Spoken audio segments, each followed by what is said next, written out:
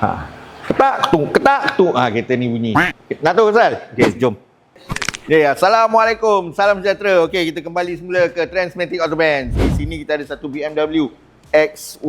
Okey, customer ni dia komplain belakang dia bunyi knocking noise.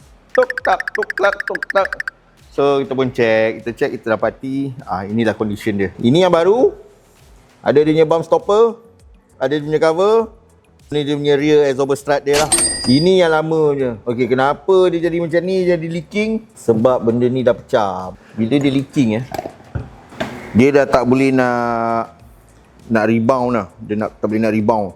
Jadi benda ni dia terus turun ke bawah, dia hentam dia punya bump stopper lah. Bump stopper dia pecah. Okey. Nampak? Semua pecah. Yang ni langsung dah tak ada lah. Yang ni langsung dah tak ada lah. Gone lah. Dia terus dah missing lah.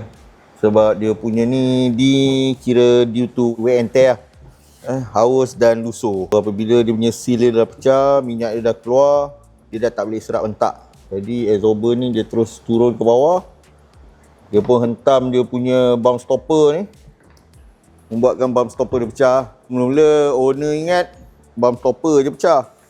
Tapi sebenarnya apabila bump stopper ni pecah, memang inilah sebab dia. Tak semestinya bump stopper pecah, tukar bump stopper dengan cover saja. Bila bump stopper pecah ni, kenapa dia pecah? Confirm lah selalunya lah disebabkan ini dah tak boleh nak serah hentak. Okey. Akhirnya tukarlah satu unit baru lah macam ni lah. Ni dia kalau turun pun dia tak turun habis lah, turun sini lah. Bila nanti satu hari nanti, bila dah sampai masa dia untuk dia wear, benda ni akan pecah. Kalau benda ni pecah, kita tahu benda ni mesti leaking je, atau benda ni mesti dah rosak. Okey, kepada anda yang memiliki kereta Continental, ada apa-apa pertanyaan nak tanya atau ada masalah dengan kereta Continental anda, boleh kontak kami di Transmatic Autobands. Kami berada di Putra Berdana, berdekatan dengan Cyberjaya dan Putrajaya.